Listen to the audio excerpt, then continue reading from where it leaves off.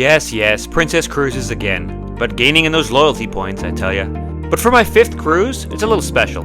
Having just done the smallest ship in the Princess fleet, I thought it was only right that we see the other side and do the biggest and newest ship they have. The Star Princess only went into service in October of 2025, and while we didn't get on that maiden voyage, we did manage to book a 7-day Western Caribbean cruise 2 weeks before Christmas.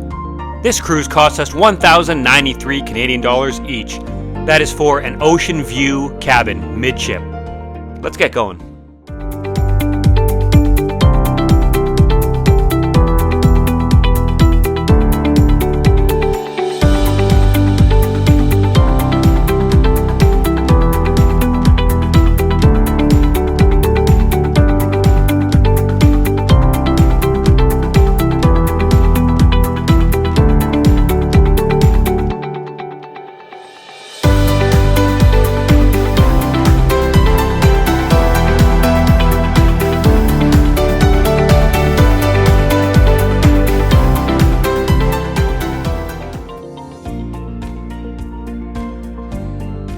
So this ship is of the Sphere class, as you can see. She has 2 large spheres jutting out the side. There is also one near the front of the ship. It makes her pretty unique looking and unmistakable from afar. First things first, let's check out our room down on deck 5. Cabin 5429. Once again, our medallion opens our door automatically, and here it is. I was quite impressed with this room, I have to say. I was expecting it to look like our previous cruise's ocean view room, but it definitely surpassed that. A nice couch, comfortable beds, and this little window nook. I love this space, actually. A great place to stare out the window and contemplate all your life choices. A decent-sized desk where I found my excursion tickets. Yes, I booked an excursion on this cruise. More on that a little later. The bathroom was also very nice. Everything just had that brand new look and feel to it. The shower in particular was huge for a cruise ship shower, which I enjoyed. Some other pros of this room were the availability of sockets and USBs by the desk, but also by the bed. These little reading lights I like too. The complimentary stocked mini fridge was also a plus thanks to my mom's elite status. Some areas I have to say were a bit tight, like between the bed and the TV. And also when opening the doors to the bathroom and closet, definitely announce it to avoid hitting someone. Things are pretty tight in this area. Other than that, I was impressed. One more thing, everyone else throws magnets on their cabin room doors, so I'm jumping on the bandwagon.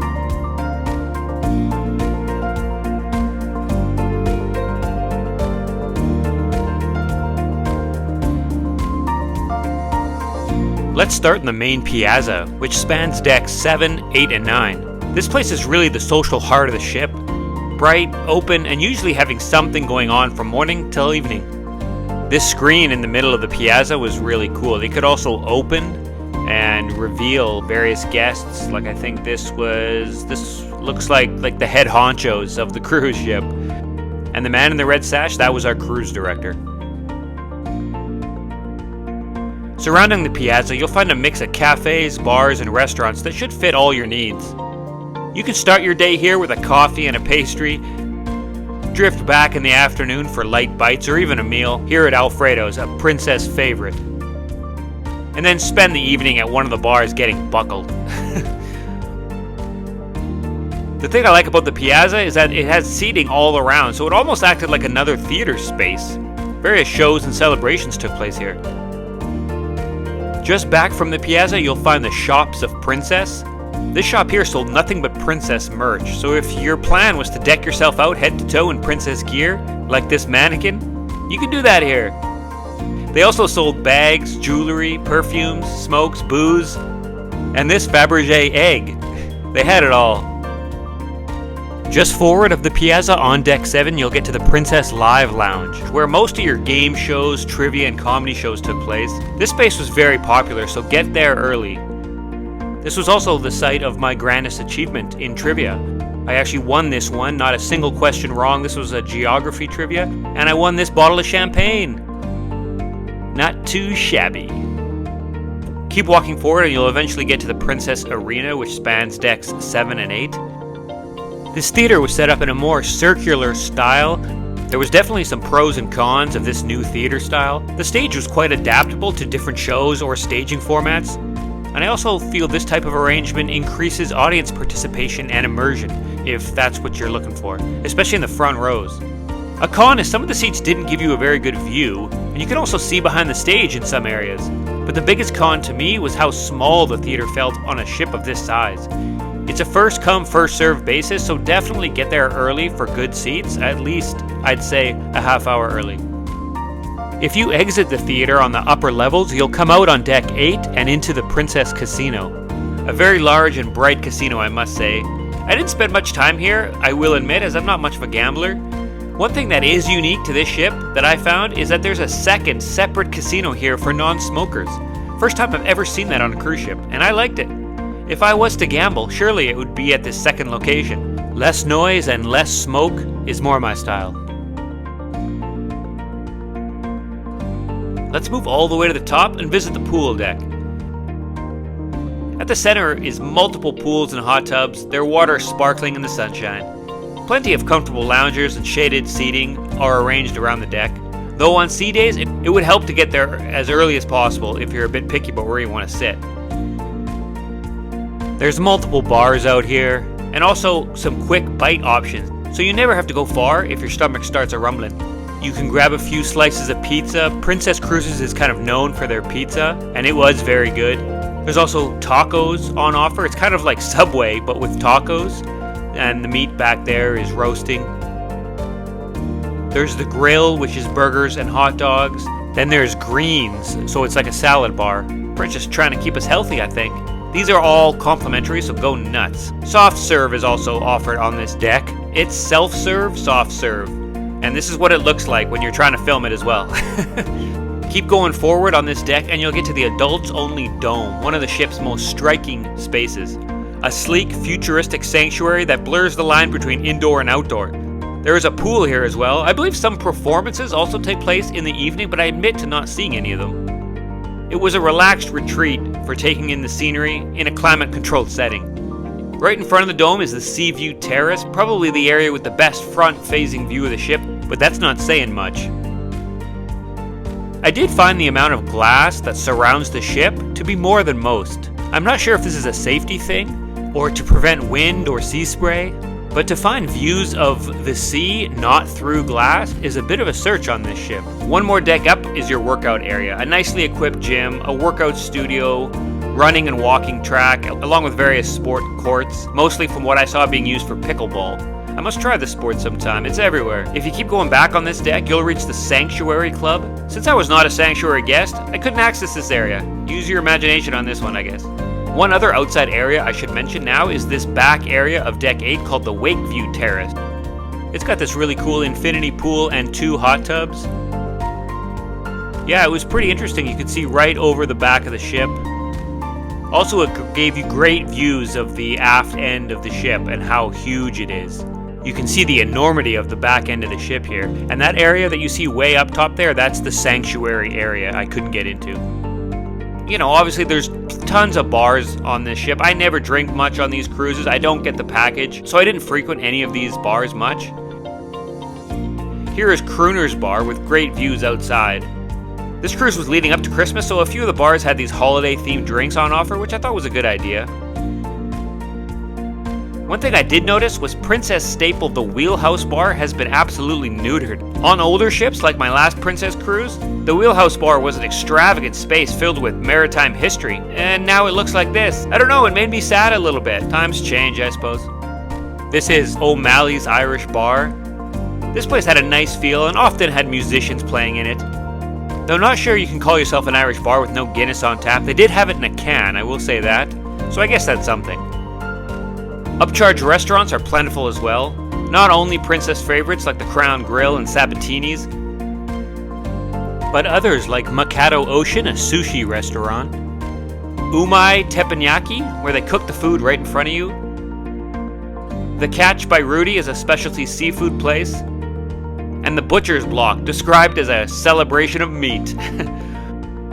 There is others as well, but as is my usual, I find the complimentary food options perfectly fine, so I didn't go to any of these restaurants.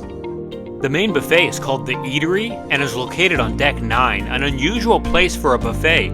Usually it's up near the top of the ship. Food stations are thoughtfully arranged to keep things flowing, and the food overall was of good quality. Here was some breakfast options, and this looks like some pasta options here, probably for dinner.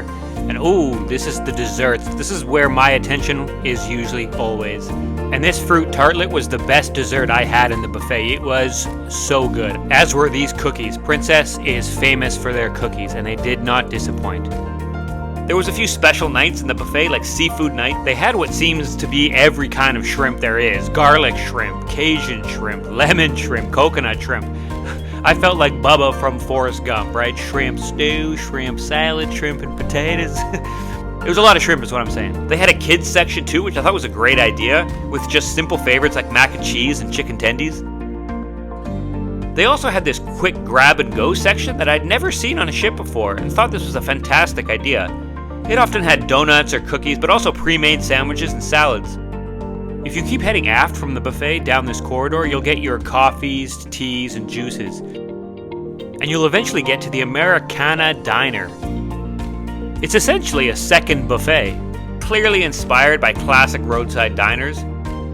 The food here focuses on American-style comfort foods like burgers, shakes, and wings, while at the Eatery, you'll get more international flavors like Mexican and Indian. The great thing about this area is a lot of the people tended to stay in the Eatery, so it would get super busy, almost to the point where you couldn't move. But at the Americana Diner, a lot of people didn't venture down that area, so there was always seats and very little line every time I was there. So my tip to you, take a stroll back here when you've got your plate of food. These cool coffee chairs caught my eye, but I'm unsure how comfortable they'd be. I never saw anyone sitting in them, but I like the look of them. One thing that is unique is how much of the seating is outside on this ship. While the promenade doesn't wrap around, there is plenty of tables out here, even a grill and bar if you want seconds but don't want to venture back inside.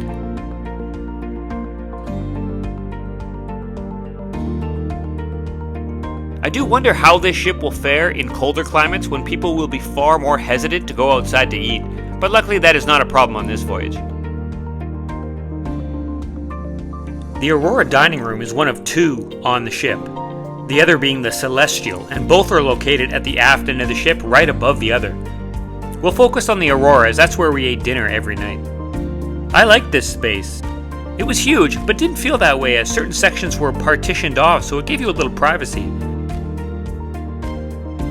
It never did seem that busy here. I guess when you have 30 other dining options, nowhere gets too crowded. The very back of the dining room is especially nice with these huge floor-to-ceiling windows, but it's even better in the day when you get these great views.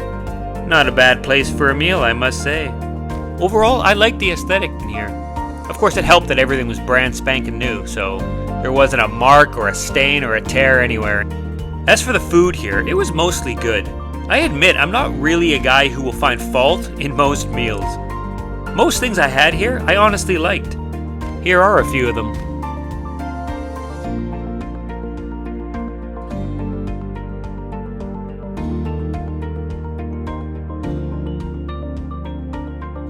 I will bring attention to the ones I did have issues with. The surf and turf had the smallest lobster I've ever seen, barely any meat on it. And this apple pie just didn't do it for me. I don't know, it was made with a kind of apple-like filling, not real apples. Wasn't a big fan. We were here for lunch as well, and we got what I guess was a seafood platter. The calamari, I have to say, tasted like chewing on rubber bands. It was not very good. But hey, at least they sung us a song while we ate. Wish you a Merry Christmas. I wanna wish you a Merry Christmas. I wanna wish you a Merry Christmas. As for the activities and shows, they were hit and miss. The Piazza was host to quite a few shows, whether it be this comedy duo, these acrobats spinning around in midair, or this guy just ripping it on the sax. There seemed to be always something going on here. Here's a silent disco that got quite a few people out and about. There was also a dance competition between a passenger and a member of staff. This was actually good fun as the dances became more and more unhinged by the end. This drew a big crowd and they were loving it.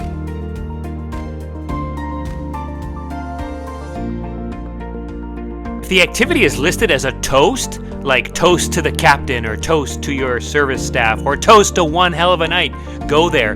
It often means free champagne will be offered. A little tip for all my non-drink package people. Up on the pool deck, they had various pool-based activities like this belly flop competition, which got a lot of people participating. Even though I think she won, that's not a belly flop, to be fair.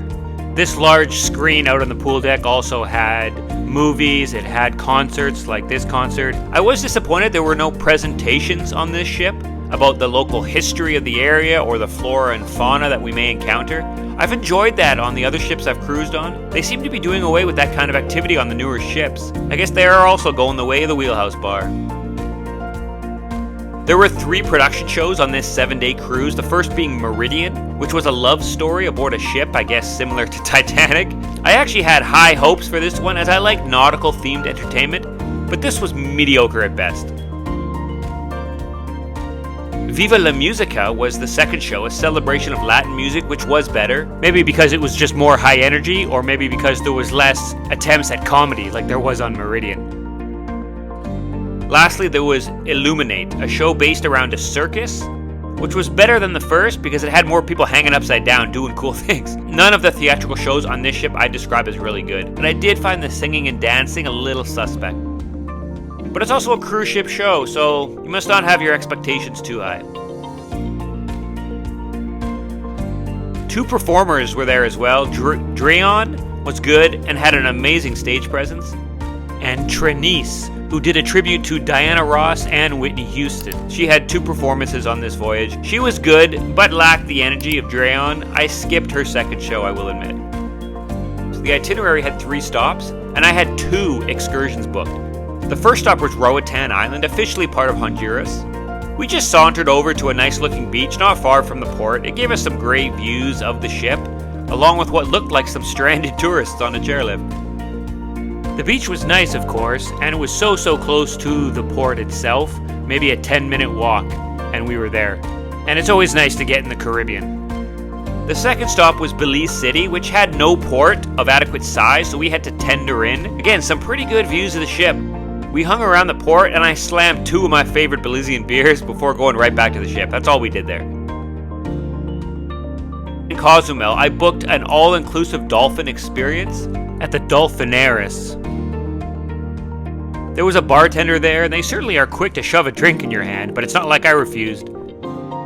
For lunch, you had your choice of anything on this menu. I chose the Mexican platter as an appetizer, and then the arracheria, of course with a margarita. This was the infinity pool overlooking the whole area while we waited and got liquored up.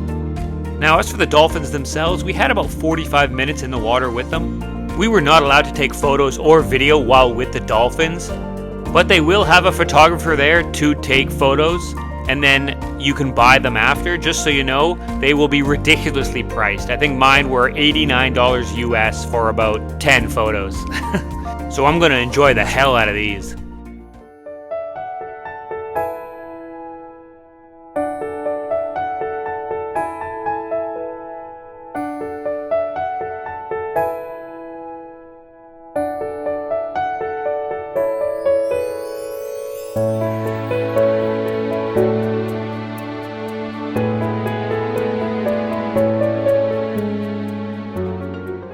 Back at the port, it's Cruise City.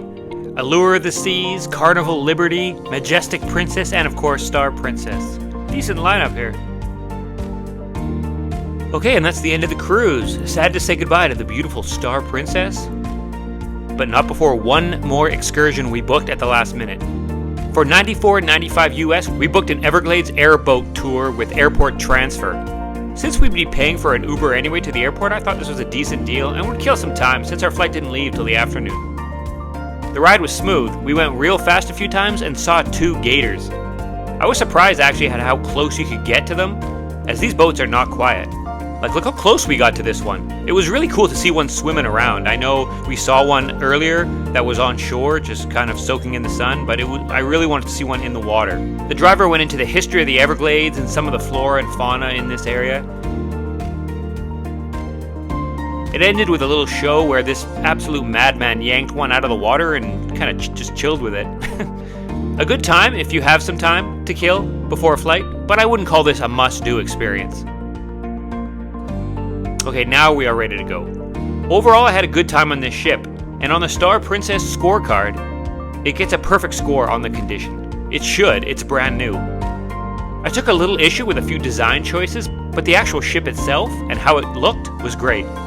Hospitality is an 8 out of 10. Most of the crew did an amazing job, lots of smiles, and in particular our cabin steward was always on top of everything. I did find the service in the dining room sometimes seemed a little confused and all over the place. I'm not sure if this was just a lack of staff, but some of the coordination with meals and things were a bit off.